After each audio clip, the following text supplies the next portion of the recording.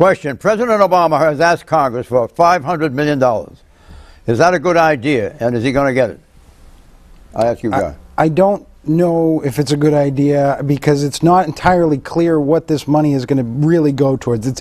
If this is supposed to be a way to reach out to moderate Sunnis inside Syria and get them to fight against ISIL, this al-Qaeda group that's spanning the border of Iraq and Syria, possibly, but I really think the policy of the administration has been to try and trickle money into moderate opposition forces in Syria to fight against Bashar Assad, the Syrian president. And what's happened here is that Bashar Assad is actually fighting against the terrorists, or so he says. Well, so this is, I'm not sure that this does anything other than further confuse the administration's policy towards the region. Events have moved so far ahead of Obama's foreign policy, and we look at that region, we see Iran, Iraq, and Syria, we see three countries. They look at it as an existential fight between Shiites and Sunnis. And so now you've got the Syrian Air Force going in and conducting the airstrikes that Maliki would like the U.S. government to do. So, you know, there are no permanent alliances, there are permanent interests, and so we have interests now with people we would necessarily regard as our enemies. And so it's totally confusing, and I actually think the most courageous thing to do right now is nothing. Here, John, let me say, look, $500 million for training and arming rebels to overthrow a government. First, I think it's a mistake to overthrow Assad because, quite frankly, he's on our side against the terrorists. But secondly, you can't do this without the authorization of the Congress of the United States. Senator Tim Kaine has joined Rand Paul and said, look, this is a new war. The president's not authorized to take us into a new war in Iraq or in Syria, and to do that, you need a vote of the Congress. And they not only ought to have a vote, they ought to debate just what we're debating now, and we ought to ask, is it wise to go back in there militarily? Actually, the people who are going to complain about that in Congress are the same people who said that the administration should have been supporting the Free Syrian Army all along, and now he's finally making moves to do it. And the Bush 2002 resolution is legally still applies. Look, I'll repeat what I have said before on this show. This is a much more important struggle and confrontation than we're sort of talking about. It is really critical that we find a way to deal with Iraq because it borders on, you know, Saudi Arabia and Kuwait.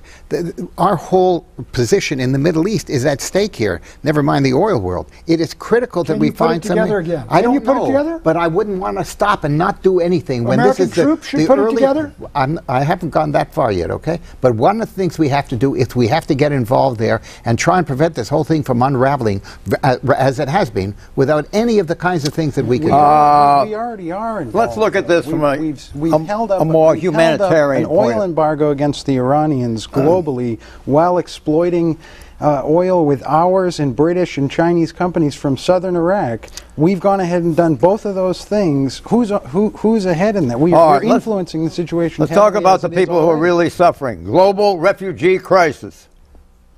ISIS fighters in Iraq are capturing cities and towns and spreading terror. The number of Iraqis who have fled their homes and left their belongings because of ISIS exceed 500,000 people. An estimated 300,000 of these Iraqis have flooded northern Iraq, a region called Kurdistan. Life is harsh for the uprooted, living in makeshift camps under sweltering skies, no electricity for lights, no gas for cooking.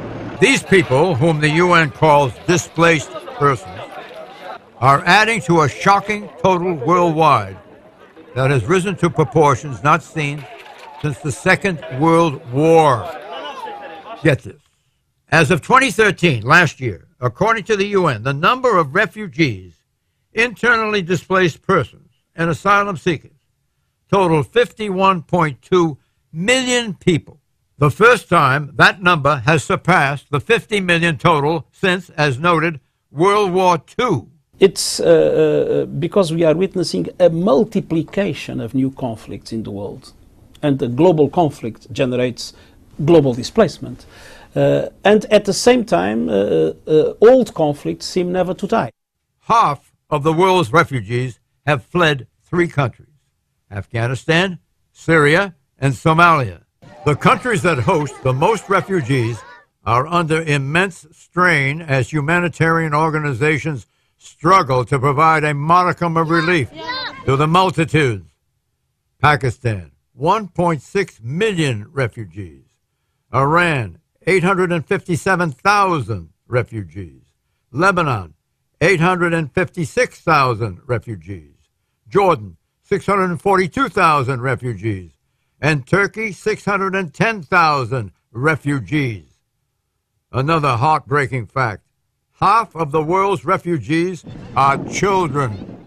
Question: why is disorder and warfare escalating around the planet?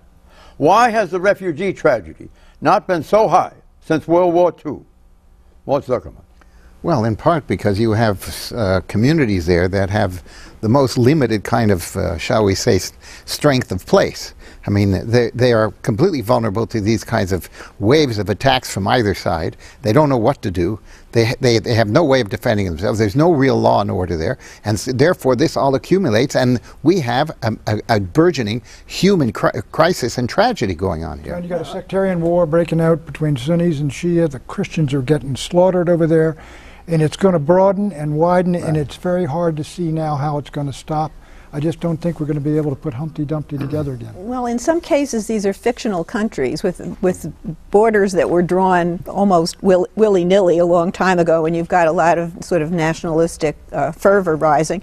Plus, you don't have enough jobs, so you have a lot of young men who are, you know, creating problems and following extremist ideologies. Exit question: given the prevalence of war and chaos around the world, is it fair to conclude that President Obama has been a transformative president, but not in the way he intended?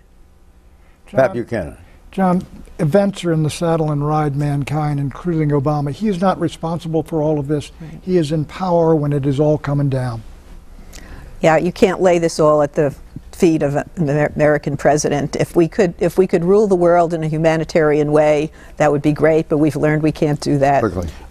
John, Barack Obama was elected because the pendulum needed to swing back the other way. It has now swung a little too far the other way. There's a vacuum where there is not leadership in the world that is exacerbating these problems. Well, yes, I agree with the general sense that this is something that Obama, in a sense, happened to inherit on some level. But I will also say one thing about what he did with Syria. So eroded the credibility of the United States and the role it's going to play in that region. That is something that has to be laid at his footsteps. So I think that is something that we are going to have to live with, where we have much less credibility, and therefore we have to overreact in order to restore our credibility. And in terms of what's happening here, we simply can't let this kind of thing just run out of control. With regard to Syria, read Cy Hirsch and his piece about a month ago on Syria in the London Review of Books. It's an eye-opener. And I think it would support your view that Syria is, well, Syria, in point of fact, was innocent when those bombs were set off. Right. Killing those children. Read Cy Hirsch. Issue 3, Putin the Peacenik. Now, we believe it is critical for President Putin to prove by his actions, not just his words, that he is indeed fully committed to peace. It is critical for him to stop the flow of weapons and fighters across the border, to call publicly for the separatists to lay down their arms, to pull Russian forces and equipment back, and to help get OSCE hostages released. This was the message on Ukraine from Secretary of State John Kerry to Russia's President Vladimir Putin. But Mr. Putin is ahead of Mr. Kerry. Earlier this week, Putin called on Russia's parliament to rescind its authorization of the use of military force in Ukraine.